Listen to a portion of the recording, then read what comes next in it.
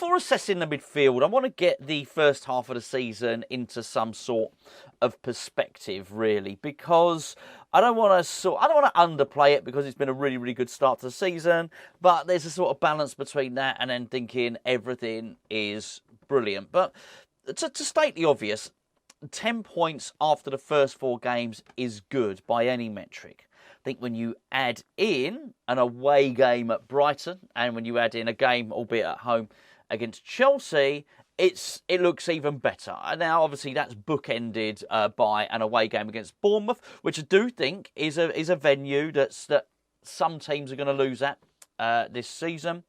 And then it's also by Luton, which I don't think lots of teams are going to lose at Luton this season. I just think ours was a little bit more difficult because it was the first one. That's quite symbolic. There's a symbolism between that. So I think when you give it an overview, it's a pretty damn good start to a season with some easy fixtures and some difficult fixtures.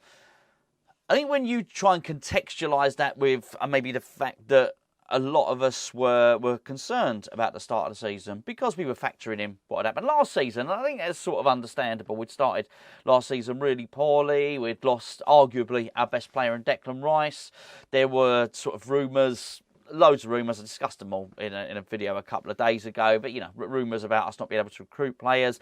It was an unhappy camp, if you remember as well. Players were upset with Moyes. Moyes couldn't get any coaches in. And all of that sort of stuff. It was easy to think, well, this is going to be a tricky start to the season, certainly. But I think a lot of that has been dispelled. Number one, with the players that we brought in. Number two, because you can see that actually the behind the scenes, the squad are obviously working really well. There's a lot of stories coming out, isn't there? That it's a happy camp. That the training ground is a lot of fun. Everyone's talking about the team spirit at the moment. So I think that's really, really good. And it's easy to mischief make and say, oh well, the spirit's better because of players that are left or whatever. I don't think that's the case. I think we've brought in some good characters, and I think it's just obviously a good place to be. And maybe, just maybe, the whole place is on a high because we won a trophy at the tail end of last season. So I think it's easy to read too much into everything. However, something has happened, and that is the composition of the midfield. It was always going to, or at least it had to, because we lost Declan Rice, of course. Now, losing Declan Rice was going to be a big blow, but I think it's fair to say, I think I hopefully speak for a lot of you, it's turned out to be not as big a blow as we expected. It's been really interesting to hear people debating, and they sort of say, football is all about opinions. I think, when it's debates like this, I think it really, really is. Are West Ham better without Declan Rice? I've not done a video myself yet, but I do think it's an interesting debate. And the reason I think it's interesting, the fact that it's a debate at all, means there's no clear and defined answer. And the fact there's no clear and defined answer means that maybe, just maybe, we've done a lot bit better without Declan Rice than many of us had thought. Now, I'm not going to get into the nuances of why and maybe the team was accommodating Declan Rice and so on and so forth. But as it appears to be at the moment, because of the loss of Declan Rice, and I think because of a concussion injury to Tomas Soucek, because of the transfer of Lucas Paqueta to Manchester City being scuppered, the planets have all aligned for us to have the midfield, which you see before you now. And that, obviously, the composition of that midfield is Edson Alvarez as a holding midfield player, and James Ward Prowse as a conduit. Let's say a conduit between the defensive midfield and the attacking midfield. So maybe I don't ever know. I've never known a position called a conduit before. It's a new position, like the false nine, the floating number two. It's not really floating number two. It's disgusting, isn't it? But we're going to call him the conduit. So the conduit between the two being James Ward Prowse, and of course the creative midfielder being Lucas Paqueta. And now I'm quite sure that the conduit himself, James Ward Prowse, maybe have some argument and say, hold on a second, I'm the creative midfielder. I'm the guy with 3 assists and a goal. And of course, he would have every right to consider that to be the case. I think my point is that there's a balance to the midfield now. In terms of, 3, I think, clearly defined jobs on there. And I think the team have probably thrived because of that. I think we can talk about Declan Rice, we can talk about Lucas Paqueta not going to Man City all we want, and they are viable and valid reasons, not viable reasons, valid reasons why the composition of the midfield has changed. But the Tomas Soucek one's an interesting one, isn't it? Concussion injury, which meant he had to be withdrawn from the field of play. And I've got to say, it's very good to see it implemented correctly, that concussion stuff. But for too long, it wasn't implemented correctly. It's there for a reason. It's called SIS, it's called secondary impact syndrome. It causes dementia later on in life. It's a real... If you get a blow to the head, it's really important you don't get another blow to the head for the next 48 hours because your brain swells. That's where the damage is done. It's that secondary... Go and research it if you want. Secondary impact syndrome. Very, very important. And for too long, I felt like football was just ticking the boxes. You need to get those players out of there. If you're going to take... players' welfare seriously, they should be. So he was removed from the field of play and removed for the next game, Tomas Soucek. That's exactly right. That's exactly what rugby does. So what that did was, I think it really forced a midfield on David Moyes. Now, we will never know. We will never know whether David Moyes was going to lean this way anyway. Because there is a suspicion that David Moyes will always play Tomas Soucek because... I think, because he's proven that he has in the past, and I think the last season's played a big part in that. Tomas Soucek for the last... You have to excuse me, I thought I'd actually muted that. It's actually Gio, there you go. I muted for... I was going to say muted for... He was. Tomas Soucek was muted for a large part of last season, wasn't he really? And I think we can offer some excuses, some mitigation for that. Maybe, just maybe, Tomas Soucek was blunted because he was having to accommodate... I think the licence that Declan Rice had been given. Maybe, just maybe that's true. Maybe it's not. Who knows? But I think it was safe to assume, because even as crap as Soucek was last season, David Moyes kept on playing him.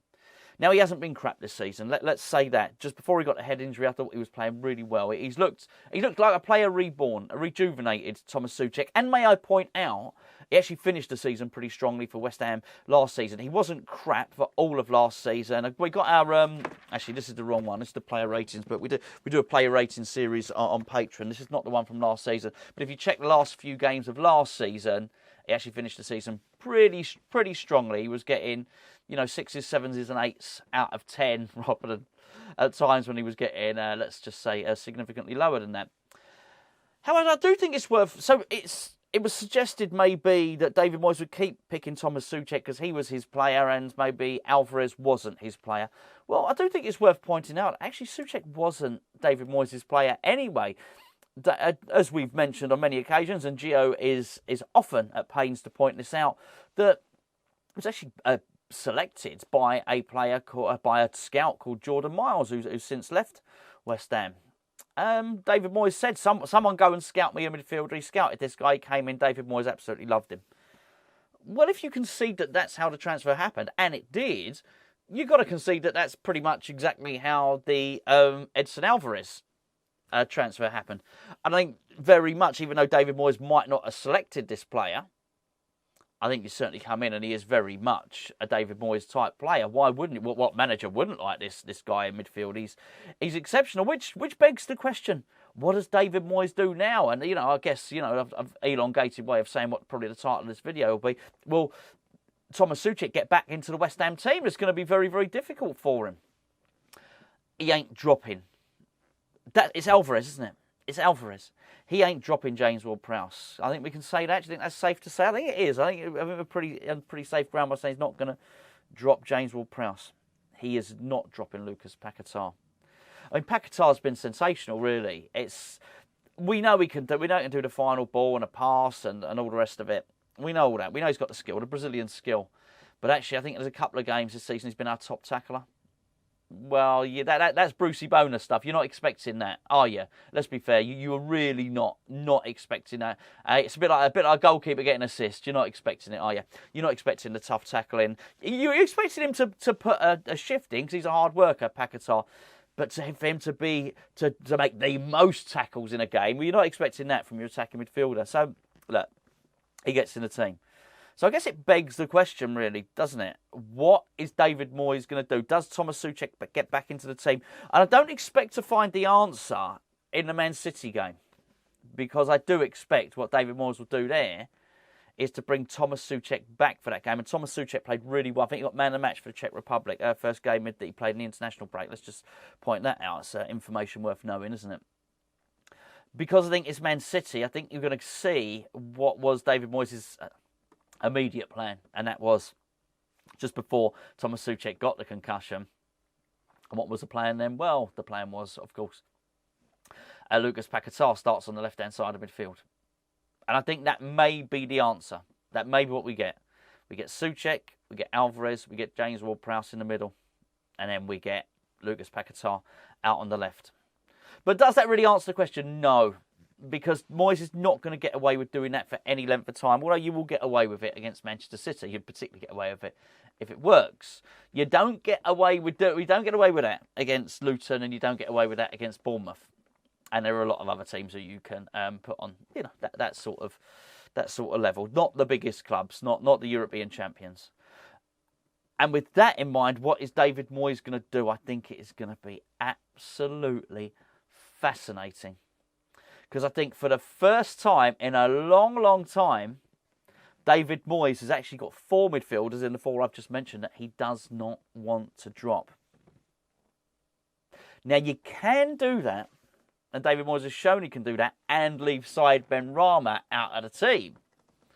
Where it becomes really interesting, if he continues to do that, then he's going to have to leave Mohammed Kudus out the team. There's no way in for Mohammed Kudus because he ain't dropping Mikel Antonio, he's pivotal to the system, and he ain't dropping Jared Bowen. So at some point, he's going to have to drop someone. So someone's getting dropped. And it ain't Paqueta, and it ain't James Ward Prowse. So the question is, when it comes down to crunch, what's David Moyes going to do? Is he going to select Edson Alvarez or is he going to select Tomas Soucek? We won't find out in the next game, but we might find out in the one after.